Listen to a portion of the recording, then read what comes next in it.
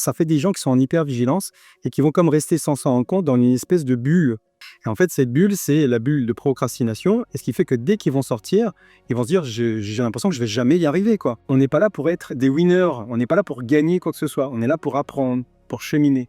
On veut tellement toujours tout résoudre. On se dit, si je comprends, je vais résoudre le problème. Non, des fois, il n'y a pas à comprendre. Des fois, il y a juste à pleurer sur soi, à se prendre dans les bras. Et des fois, ça évacue déjà énormément de choses. Et ça désengorge l'esprit. Il faut apprendre à être bienveillant avec soi, accompagnant, empathique, considérant. Il faut être très patient et très gentil avec soi.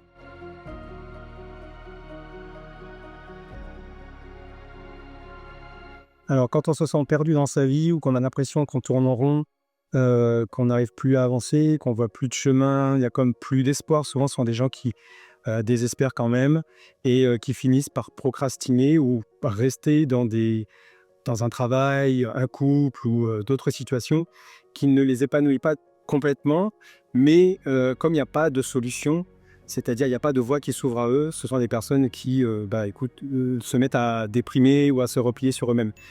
La difficulté, c'est comprendre que si tu ne dessines pas un chemin, c'est-à-dire que c'est comme ça que je vois la chose, si tu poses pas un objectif épanouissant, tu n'auras pas de direction. Les gens qui tournent en rond, c'est parce qu'il n'y a plus de projet de vie. Et ce qu'ils vivent, en fait, ne les nourrit pas directement. Donc là, évidemment, il faut regarder ce que les parents attendaient peut-être de toi, ce que la société attend de toi, ce que les gens disent de toi. Tiens, je pense que tu serais doué sur ça ou sur ça. Parce que généralement, les gens qui tournent en rond sont des gens qui ne se connaissent pas forcément, qui ont du mal à se faire confiance. Et ce sont des gens qui n'ont pas identifié leurs désirs de vie, leurs aspirations, etc. Et donc, ce qu'il faut déjà, c'est peut-être se poser et se demander ce qu'on aime dans la vie. Ça paraît bête comme question, mais moi, en séance, quand je demande aux gens est-ce que vous pouvez me donner vos centres d'intérêt, très souvent, et ça m'étonne, les gens en fait ont du mal à identifier ce qu'ils aiment. Donc si les gens n'identifient pas ce qu'on aime dans la vie, ce qu'on n'aime pas, si on ne fait pas le tri, et là c'est très concret, c'est un stylo, un cahier, et on commence à noter ce qu'on aime et ce qu'on n'aime pas. Et je ne parle même pas d'un métier, je parle de ce qu'on aime, ce qu'on n'aime pas de manière générale. Ensuite, il y a tout ce qu'on a dit de toi, les conditionnements du passé, c'est lié à ton éducation, parce qu'il y a une confiance en soi qui s'installe. C'est-à-dire que tu développes, on va dire, ta conscience, au fur et à mesure que tu vis des expériences de vie, ils ont te dit ça c'est trop pour toi, ça ne te convient pas. Si en fait dans la famille on oublie de te dire qui tu es, quand tu deviens adulte tu sais pas qui tu es. Et je vois plein de gens qui ne savent pas réellement qui ils sont, parce que leur univers intérieur, qui se structure avec ce qu'on aime et ce qu'on n'aime pas dans la vie, donc les centres d'intérêt, des passions, les sujets qui te passionnent, si tout ça n'est pas structuré, eh ben, tu ne peux pas avancer. Et en fait, en structurant son intériorité, ce que j'appelle comme ça, son intériorité, tu vas pouvoir ensuite poser des objectifs de vie. Et ça donne une direction.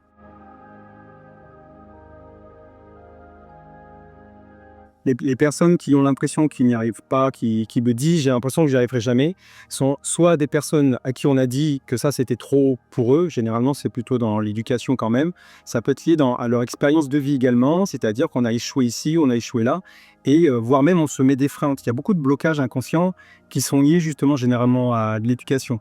Par exemple, quelqu'un qui a été comme hyper protégé dans une idylle familiale, c'est quelqu'un qui aura peur d'y aller. Puisque dans l'idylle familiale, on est protégé, entre guillemets, par des parents qui ont tout fait pour nous.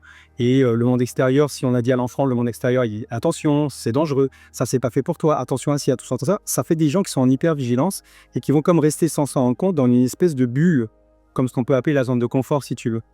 Et en fait, cette bulle, c'est la bulle de procrastination. Et ce qui fait que dès qu'ils vont sortir, ils vont se dire « j'ai l'impression que je vais jamais y arriver, quoi ». Mais c'est comme tout. Et en fait, l'idée, c'est même pas d'y arriver. L'idée, en fait, y arriver, si tu veux, pour moi, je le vois comme je me fixe un but. C'est-à-dire que je me fixe l'objectif, le point d'arrivée. Les gens pensent qu'il faut y arriver. En fait, c'est pas ça. Ce qu'il faut comprendre, c'est que quand tu fixes un objectif, c'est pas le but en soi. C'est pas là que tu es heureux. C'est quand tu vas cheminer vers ce but-là. Parce que pendant que tu chemines, si ça se trouve, tu vas te dire j'ai plus envie, cet objectif-là, finalement, j'ai envie de passer à autre chose.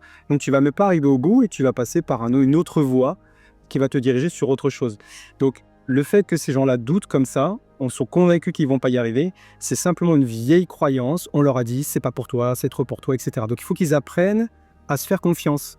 Et on n'est pas là pour être des winners, on n'est pas là pour gagner quoi que ce soit, on est là pour apprendre, pour cheminer.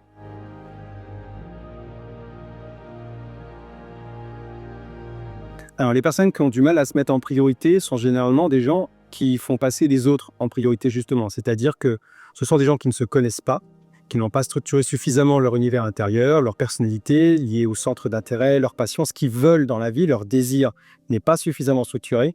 Et donc, ce sont des gens qui vont faire passer des autres en priorité parce que dès lors que tu t'occupes de quelqu'un ou que tu aides les collègues, la famille, etc., t'aides tes parents, bah, je vais les accompagner jusqu'au bout, etc., tu es là pour les autres, c'est simplement parce que tu es en fuite de ton chemin. Parce qu'aller sur ta voie à toi, c'est-à-dire faire ce chemin vers l'intérieur, c'est quelque chose qui a l'air d'être insurmontable. Parce c'est comme si ces personnes-là n'avaient pas le muscle pour s'occuper d'eux d'abord. Et on pense que s'occuper des autres, ça nous rend heureux. Imagine, je m'occupe de quelqu'un, cette personne me dit « Ah, merci, grâce à vous, ça fait du bien. » Mais le problème, c'est que ça nous positionne comme en mode sauveur. C'est-à-dire qu'on devient dévoué pour les autres. Et le problème d'être dévoué pour les gens, ça fait de nous des gens qui sont en train de se sacrifier sans s'en rendre compte parce qu'on pense qu'en les rendant heureux, ça nous rend heureux. Mais ce système-là, il fonctionne absolument pas du tout.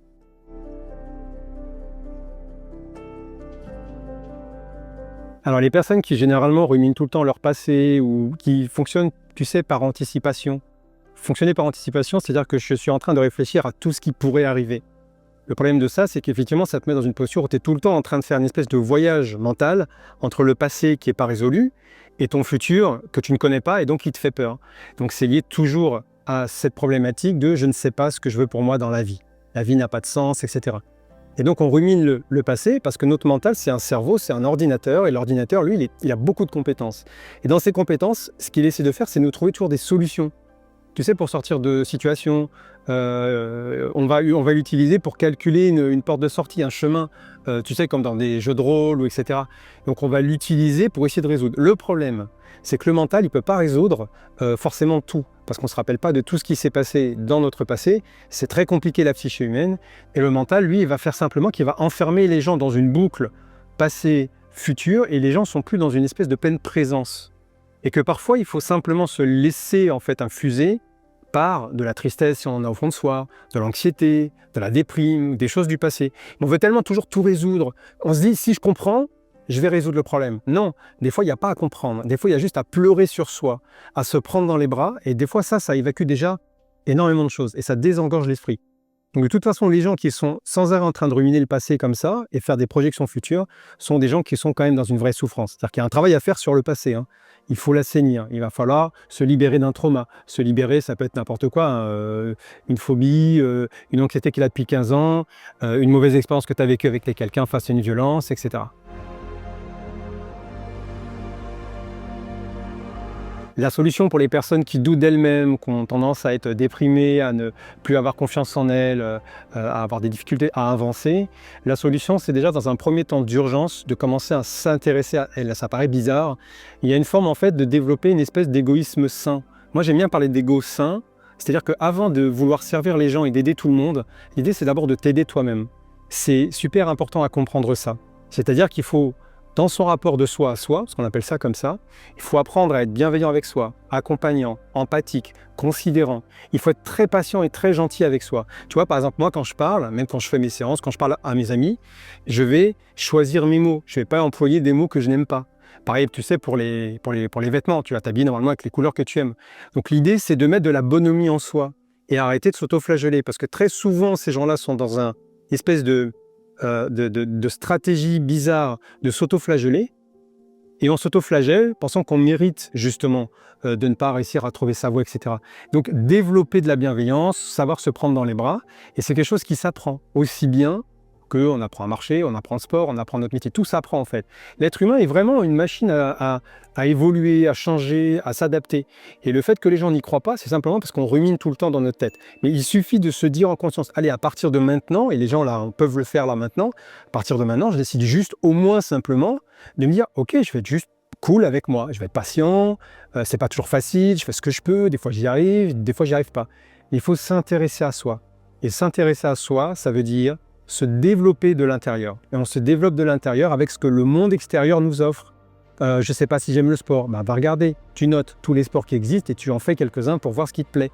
Pareil pour les différentes activités, etc. Et en fait, on ramène de l'information à soi et là, on commence à se construire. Mais on arrête de s'occuper des copains, des copines, on arrête d'être dévoué, de les faire passer en priorité, parce que de toute façon, ça ne marche pas.